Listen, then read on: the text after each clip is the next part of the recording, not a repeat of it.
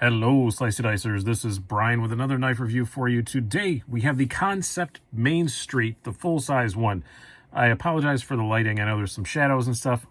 One of my LEDs died. I ordered more. They're not here yet. Have to use the backlight. Apologize for that. Otherwise, you won't be able to see anything. So, we're gonna do it how we have it, because I really want to bring you this knife. I'm excited about it for a couple of reasons. First of all, it is a Dirk Pinkerton design, and I'm very happy to see him back working with the same people he used to work with a lot before. A little explanation, if you don't know how Kansept came to be, basically a few people left Kaiser, started their own thing, and Dirk Pinkerton used to do a lot with Kaiser, especially in their Tangram line, which was available only on Amazon. That seems to have gone the way of the dodo. I haven't seen anything new from them in a long time.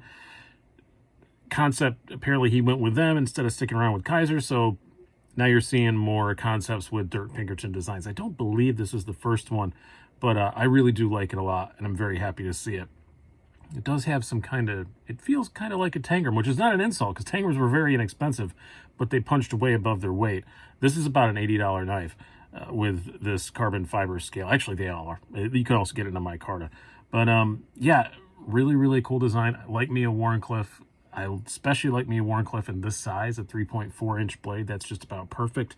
Makes a really, really good EDC blade. I know, I believe, I say I know, but I believe Wharncliffes were designed more for self-defense. That's where you mostly see them, is, you know, like the Spyderco, Canis, and Yojimbo and Yojumbo. They're designed for self-defense. That's a lot of places you see a Wharncliffe. But I find they make really good EDC blades. Great for opening up boxes and all that stuff. And this is a good one. We will get to it. 154 cm steel. Very happy to see that. You don't see it around much anymore. But it is kind of becoming a slightly more popular budget steel, especially with some of these Chinese companies, and I'm glad to see it. We'll talk about it more when we get to the blade, but you are getting a titanium milled clip. This is the carbon fiber version, which is just a carbon fiber overlay G10. I'd probably go for one of the micarta ones. Let me make sure I have the colors right here. The only downside is that all of them have coated blades, but you can get a brown micarta or a green micarta coated blade. If you don't want the coated blade, as far as I can see, of the places I can see available, you got to go with this carbon. It's fine, but it has that, you know, shiny sort of, it doesn't look that much like real carbon, because it isn't. I mean, there's a bit of real carbon on there, but overall it isn't. But still really like the overall look of it. Just the Kansept logo over here, and then you have the steel marking and a little serial number there. And ironically, all of them in this first run say Little Main Street.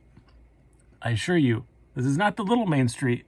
This is the big one. The little one, I had the prototype. It is quite wee. It is a very, very, very small knife, and I thought it was really cool, but it was just kind of too small. But I'm glad they came out with a bigger one. But apparently the printing computer did not get the message. I'm not the only one who has one of these that says Little Main Street on it, and it's full size. So maybe by the time you order them, that won't happen. But yeah, again, about 80 bucks. Let's do some specs and size comparisons before we go too much farther. You have a blade length, as I said, of 3.4 inches, overall length of 8 inches. So definitely in the smaller side of full-size EDC.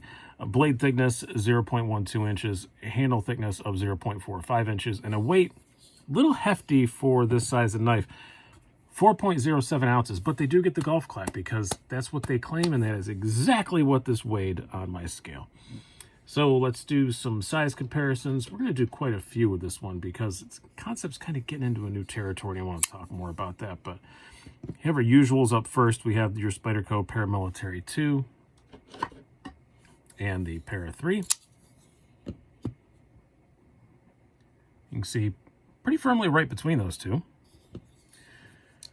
We have our usual Benchmades, the 940 and the full-size bug out.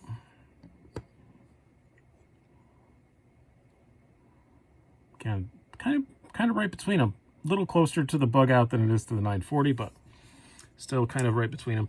And we're going to start bringing out some budget models, because Kansept's getting there. I mean, this is 80 bucks. It's not quite there, but they do have some that are even a little less expensive than this.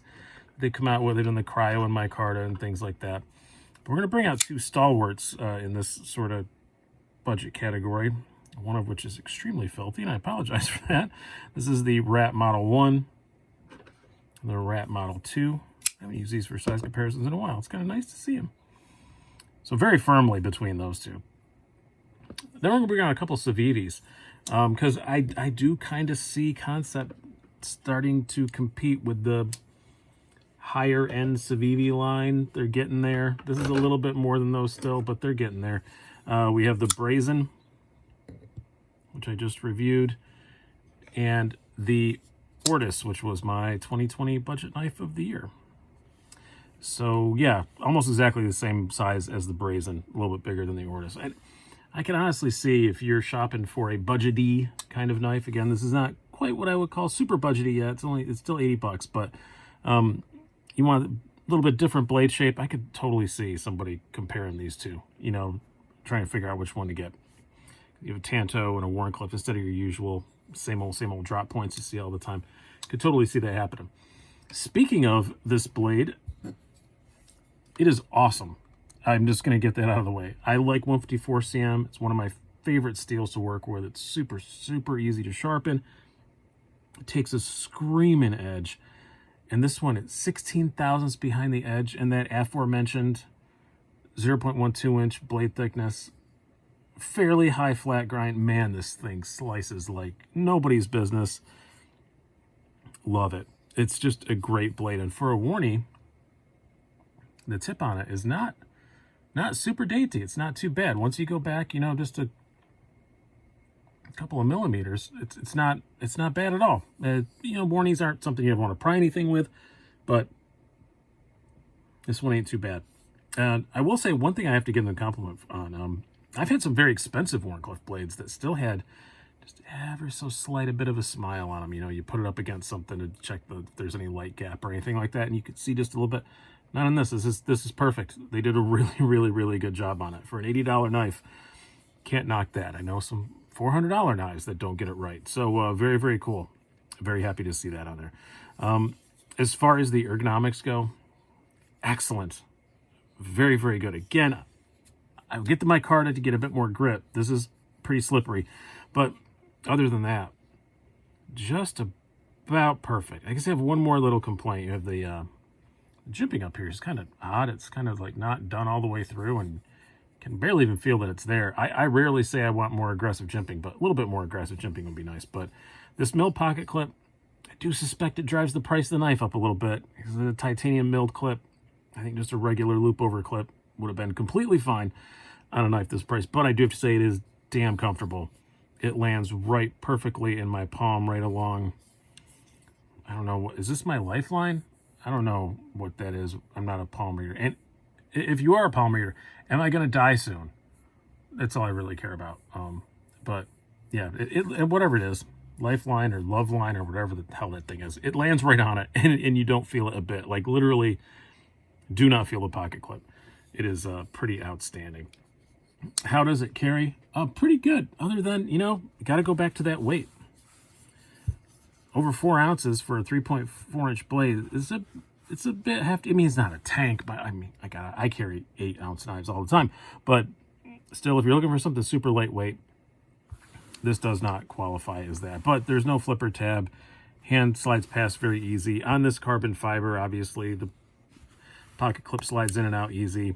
There's plenty of ramp on the tie pocket clip. Sometimes people screw that up. They didn't screw that up. Plenty of tension to hold it in there, even with this slick carbon. But again, you know, the micarta would probably stay in your pocket a little bit better, but not that I felt like this was going to go flying out. And I don't get why it's over 4 ounces. There's plenty of milling. The liners are all milled out on both sides. There's even milling on the lock side, which you don't see that on liner locks in this price range very often. But I guess it's just the full liners.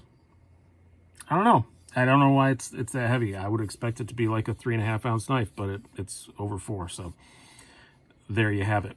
As far as the action goes, it's pretty good.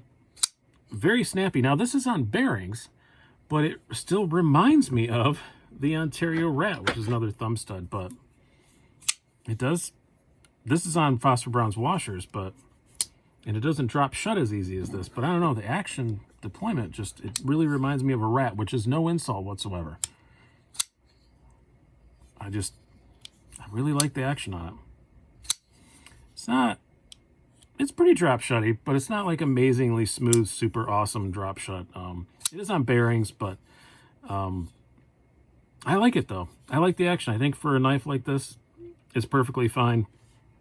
I might have even gone with bronze washers on it. Again, maybe just knock that price down a little bit.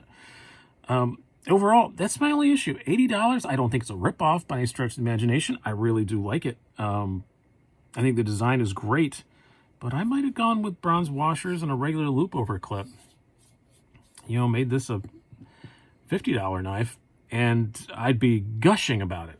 And don't bother with the carbon fiber if it's going to be like that. Just don't bother. Just do G10 and phosphor bronze washers and that regular loop over clip, and I'd be over the moon about this. But as it is an awesome, awesome blade, which is worth the price of admission all by itself.